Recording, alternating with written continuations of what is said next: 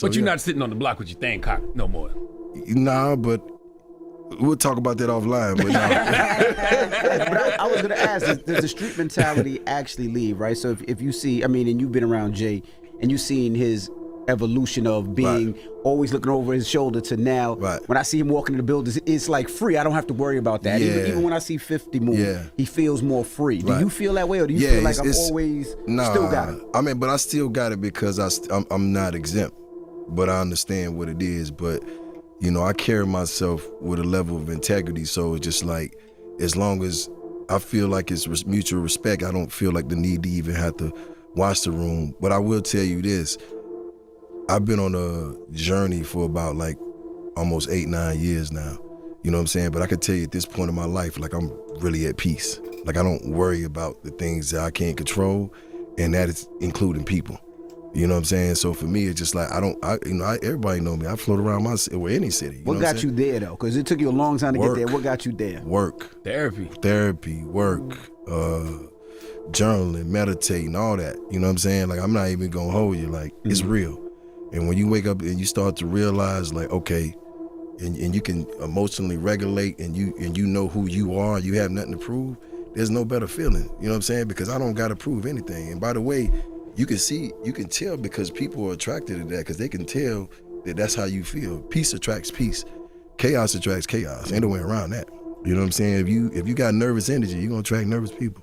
I ain't inviting no nervous people to my house to watch me DJ. You know that? I want to go back. He mentioned Jay-Z. Do you remember the moment when Jay-Z told you that album was a classic? I remember reading that in maybe XXL or something. He said to me, you got a brand. He texted me. He was like, you got a brand. And I didn't know what that meant at first, but 20 years later, I can see that what he meant. Like, you actually stand for something and people understand what that is, right? So it's almost like your brand could be anything, but my brand has always been motivation.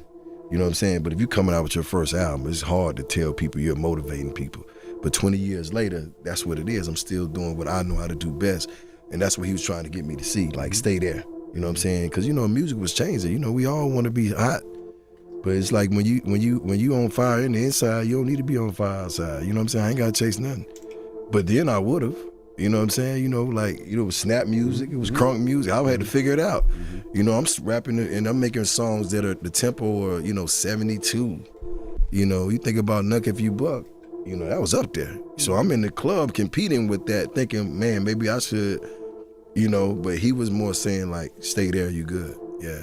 But didn't he tell you that album was a classic? Yeah, he did. Yeah, he did. Yeah. He did. He hit me up. He was just like, yo, I think when he heard it for the first time, because I played it for him, you know what I'm saying? And yeah, he definitely told me, he was like, yo, this one here gonna live with you.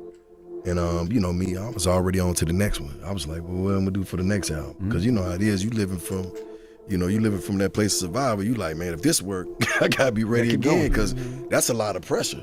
You know what I'm saying? I don't know if that helped me when he told me it was a classic, because back then, I was a little wild, so that got to, that definitely, made my head a little bigger. So that definitely, got to my ego. Did you ask him to get on Dope Boys Go Crazy? Yes, absolutely. Okay. I remember playing it. So first of all, that record was a record that I heard when I was over somebody else's trap house, and they was playing this Tip mixtape. I think it was Down with the King.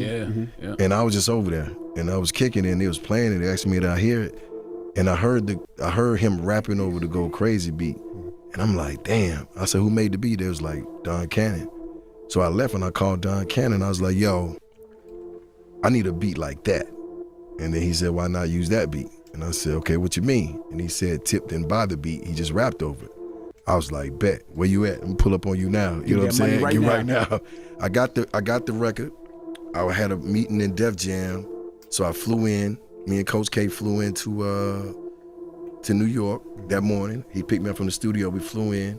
We flew back that same night. On the way back, I wrote Go Crazy on the plane. You know what I'm saying? Flying back to Atlanta. Recorded it that night. I had 3 verses. Def Jam came about 2 weeks later, and we was all in Patchworks, and I played the whole album. And when I got to that song, they was all clapping when it was done. And I was like, yo, by the way, I'm putting Jay-Z on this song. I said, y'all need to work that out. I told L.A. Reid that.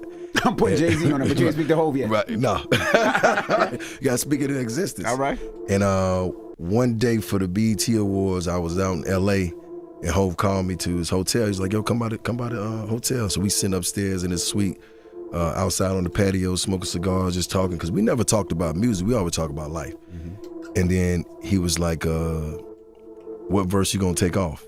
And I was like, we mean? And then he was talking about Go Crazy. I had 3 verses. And then he said, I'm doing it, by the way. And I was like, take it, you can take them all off if that's what you want to do. I'll stay on the hook. Mm-hmm. And I remember, I'll never forget it, we was at K-Day in in L.A. Really?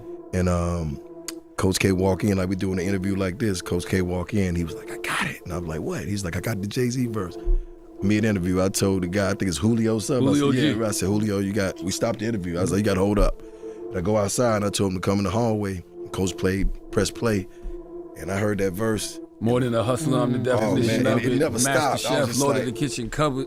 I was happy at first, but then I started thinking, damn. Yeah, he bodied you on. He did. It's okay. Right. He bodied you on that record, but it's okay. That's one of Jay-Z's best verses ever. Yeah, I was like, damn. Okay, how did this work?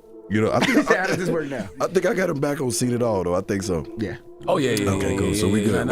Now, Thug Motivation 101, is there a record that didn't make the album because of clearance or for whatever reason that you said, damn, I wish that one made that album?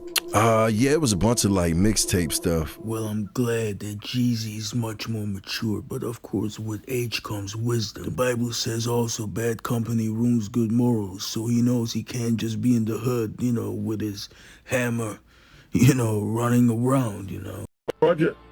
Tell these King Gus. subscribe to the Prophet channel. Oh, they got you. I see you what kind of good person you were. Boom, that was it.